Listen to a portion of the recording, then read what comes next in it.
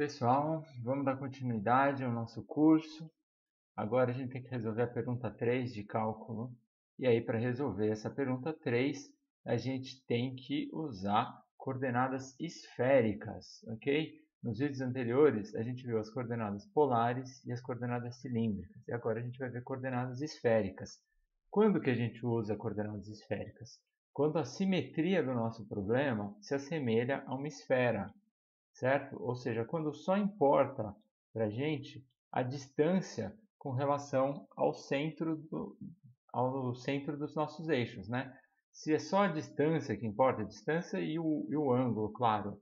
Mas se só depende da distância, a gente pode escrever isso como função de um raio. E aí a gente não precisa se preocupar com diferença se a gente está em x, está variando em x, em y ou em z, né? A gente está variando com um raio. E aqui fica bem claro que esse problema pede uma coordenada esférica. Primeiro porque ele já diz aqui que o pedaço que a gente vai calcular é de uma coroa esférica, né? Segundo, que aqui a gente tem um x² mais y² mais z². E isso aqui vai ser o raio ao quadrado da nossa esfera, tá? E aqui a gente tem a densidade. Para deixar bem claro, como que a gente calcula a massa? Eu vou repetir isso várias vezes para vocês entenderem bem. Pensa assim numa placa. Tem uma placa aqui, tá? E aí eu tenho a densidade da placa. Se fosse uma densidade, aqui é uma densidade volumétrica, tá? Mas na placa a gente vai pensar em área. Se eu quiser a densidade da área aqui, eu tenho que multiplicar. Se eu quiser a massa, eu tenho que multiplicar a densidade por toda a área. Mas isso se a densidade for constante. Se a densidade é diferente em cada pedacinho, eu divido essa minha área em vários pedacinhos. Então, vamos pegar um pedacinho aqui. Aí eu vou pegar a densidade nesse pedacinho e eu tenho que multiplicar a densidade por essa área daqui. Isso aqui me dá a massa desse pedacinho daqui. Só que esse pedacinho é um pedacinho minúsculo de área. Aqui, vamos supor, é um dx. E aqui eu tenho um pedacinho dy. Então, a minha área é uma dArea, que é igual a dx vezes dy. E a minha massa desse pedacinho, que eu vou chamar de dm, ela é a densidade nesse pedacinho vezes a minha área, dA, ok? E aí eu preciso somar isso de cada pedacinho aqui. Então, somar em cada pedacinho é integrar em todo y e todo x. E aí eu tenho que fazer uma integral dupla do meu dx dy, tá? Então, vai ser o meu delta dx dy, ok? Então, é isso que é calcular a massa dessa placa inteira, baseada na massa de cada pedacinho, ok? Isso porque a densidade é diferente em cada pedacinho. A densidade depende das minhas coordenadas x e y. Aqui o nosso problema é mais complexo, né? Primeiro porque a gente tem uma simetria que não é cartesiana, é uma simetria esférica. E segundo porque a gente tem um volume, né? Então a gente vai pegar uma densidade que não é uma densidade de área, uma densidade de superfície, uma densidade volumétrica. Então, o que a gente vai fazer é integrar essa densidade em x, y, z. Então, a gente vai ter a integral tripla do nosso delta em dx, dy, dz. Só que, como é muito difícil calcular essa integral em dx, dy, dz, a gente vai fazer uma mudança de coordenadas e vai integrar. A gente vai transformar essa densidade de x, y e z em uma densidade que depende de um raio, de um θ e de um φ. E eu vou explicar para vocês quem é esse raio, quem é o θ e quem é o φ. Bom, o raio é justamente esse cara daqui. Tá? Eu preparei aqui do lado um desenho aqui e a gente vai ver com base nesse desenho quem é o raio, quem é o θ, quem é o φ. Ok? Então, vou pegar aqui em vermelhinho e vou pegar um ponto qualquer aqui. Imagina que isso aqui é uma esfera, tá? Eu só desenhei dois círculos, mas esses dois círculos representam uma esfera. Eu vou pegar um ponto aqui da minha esfera. Esse ponto está mais ou menos na superfície, ok? Então, ele tem uma distância aqui. Eu vou desenhar isso aqui em preto, em cinza. Então, ele tem uma distância aqui que faz um ângulo, certo? Com esse eixo Z daqui, certo? Então, esse ângulo aqui é quem a gente chama de θ. O θ é o ângulo com relação ao eixo Z, beleza? Isso aqui é o nosso raio. Esse cara aqui é o raio. Beleza, e quem que é o φ? Agora eu vou desenhar em vermelho de novo. Eu vou fazer uma projeção desse ponto no plano XY. Então, eu vou pegar esse ponto aqui, vou descer ele retinho aqui, e ele vai cair aqui no meu eixo XY. E aí, ele tem um X e tem um Y, esse ponto aqui, ok? E temos aqui a projeção do raio. Se eu pegar esse raio aqui e olhar a sombra dele no plano XY, essa aqui é a sombra desse raio, ok? E o φ é este ângulo daqui. Este cara aqui é o nosso ângulo φ, certo? E essa sombra aqui eu vou chamar de ρ, só para mostrar uma coisa para vocês, tá? Aqui, se eu pegar a sombra no eixo Z, eu vou ter o meu ponto Z, é a coordenada Z desse ponto.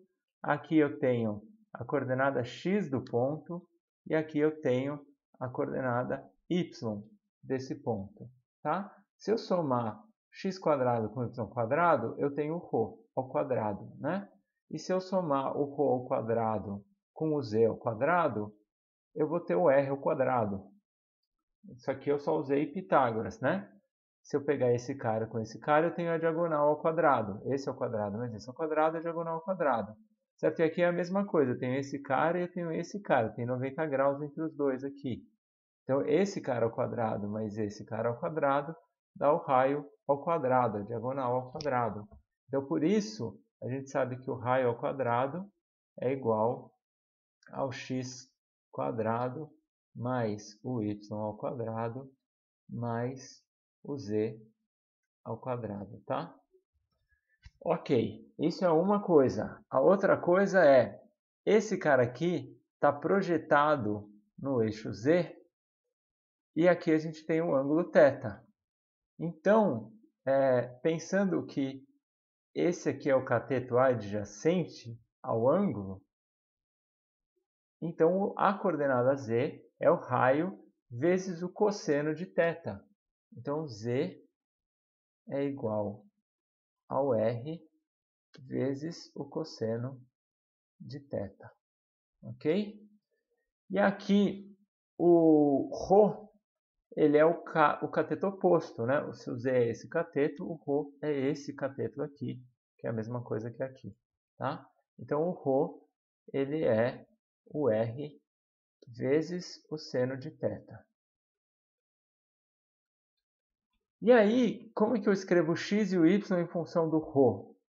Bom, aqui é o meu φ, não é? Então, o ρ, se eu projetar no eixo x, o eixo x está aqui, eu vou ter o x, o ponto x. Então, o meu x, ele é o ρ vezes o cosseno do φ, certo? Então, eu posso falar, só como o ρ é r seno θ, eu vou falar que o meu x, ele é igual a r seno de θ cosseno de φ. Tá? E se eu pegar o y ele vai ser o ρ seno φ. Tá? É o outro cara, é o oposto aqui, é o cateto oposto.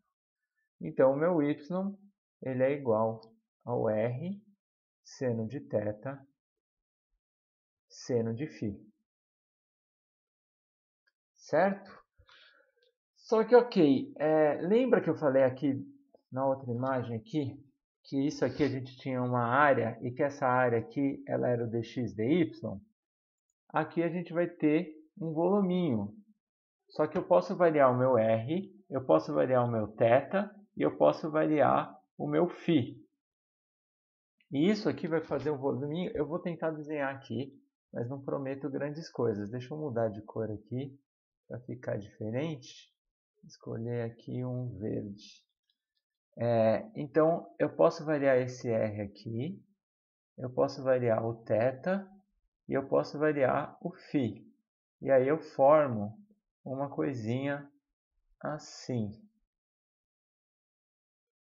Não sei se ficou muito claro, mas a gente tem um voluminho aqui. Vou tentar desenhar uma coisa maior aqui, só para vocês terem uma ideia do que é. É uma coisa assim.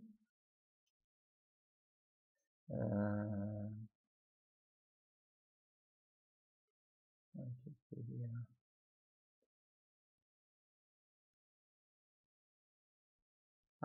é mais ou menos isso aqui. Não ficou muito bom, porque eu não sou bom de desenho, mas é um voluminho assim, ok? E aí, importante desse voluminho, esse cara aqui, ele é o meu dr. Esse cara aqui, ele é quando eu vario o θ. E quando eu vario o θ, é bem parecido das coordenadas polares. Esse cara aqui, ele é o r dθ. Ok? E agora, esse cara daqui, porque a gente tem uma base, uma altura e uma largura. E essa largura aqui, ela vale o ρ vezes o seno de φ. Desculpa, o ρ vezes o dφ. Isso aqui é uma coisa assim, ó, ρ dφ. Só que o ρ é r seno θ. Então isso aqui, esse lado daqui, vira r seno de θ dφ. Então, o meu volume, o meu dV, ele é igual à multiplicação desses três. Então, eu tenho dois R, eu tenho R aqui e tenho R aqui, vai ficar R ao quadrado. Aí eu tenho o seno de θ aqui, de θ, e aí a gente tem dr dθ dφ. Tá? Então, isso aqui é o meu elemento de volume. A gente tem que integrar em delta dV, lembra? E a gente vai integrar em todo o volume que a gente precisa resolver o problema. Certo? Então, vamos lá. Quem é o nosso delta? O nosso delta, aqui, ó, raiz de x² mais y² mais e ao quadrado. Só que olha só, o r ao quadrado não é x² mais y² mais e ao quadrado? Então a raiz disso aqui é o próprio r. Então quem a gente quer fazer é a integral de r dv.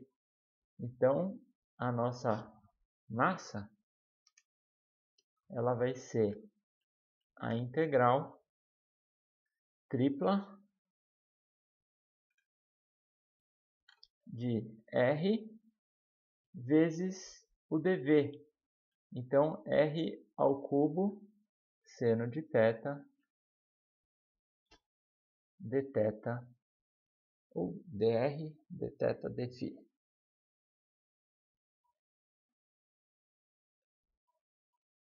Ok? Tem mais uma coisa que a gente precisa se atentar. Onde que a gente vai integrar, né? Então, qual é a região? Primeira coisa, aqui ó, a gente está dizendo que o raio ao quadrado tem que ser maior que 2 e menor que 4. Então, a gente sabe que, vou escrever aqui, o r ao quadrado ele vai ser menor ou igual a 4 e maior ou igual a 2. Então, a gente sabe que o nosso r ele tem que estar entre raiz de 2 e 2. Ok?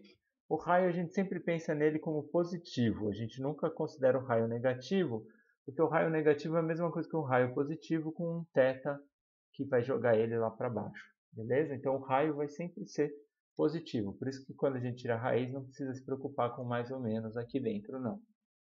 Ok? E a outra condição que a gente tem é que a gente está com z maior que zero. Maior ou igual, né? O nosso z é positivo. Então, dessa esfera aqui, a gente só tem a parte de cima. E o raio vai variando um tanto aqui. Então, por isso que é uma casca esférica. Então, o nosso raio não começa no centro. Ele começa em raiz de 2 e ele vai até 2. E só da parte positiva. Então, é uma meia casca esférica. Ok?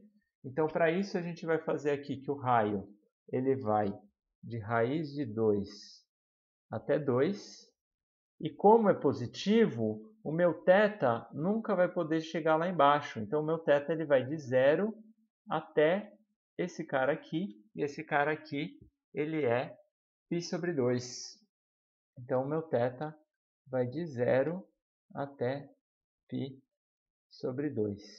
E o φ, ele é inteiro, ele pode girar para qualquer lugar aqui. Ok? Então, o meu φ vai de 0 até 2π. E é essa a integral que eu tenho que resolver.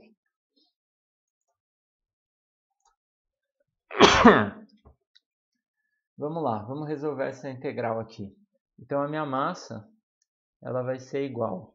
Bom, a integral eu posso fazer em qualquer ordem aqui, porque aqui nos meus limites de integração não tem nada que dependa de r, nem de θ, nem de φ. Então, eu posso inverter essa ordem sem problema nenhum. Integrar em φ é a coisa mais fácil, porque não aparece φ aqui dentro. Então, a integral de dφ vai dar o próprio φ de 0 até 2π. Isso aqui vai dar 2π. Eu vou colocar 2π, que foi o resultado da integral de 0 até 2π de dφ. Aí, eu tenho a integral de 0 até π sobre 2 do seno de θ dθ.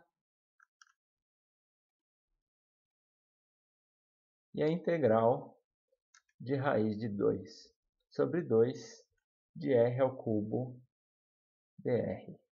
Ok? Então, posso resolver em qualquer ordem, primeiro essa ou primeiro essa, tanto faz, certo?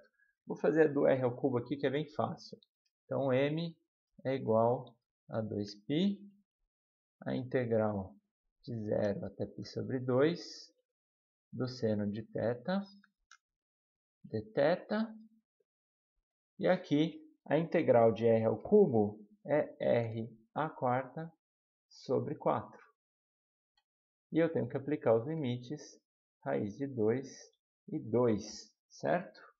Então, isso aqui vai ser igual a 2π, a integral de 0 até π sobre 2, 0, de seno de θ dθ.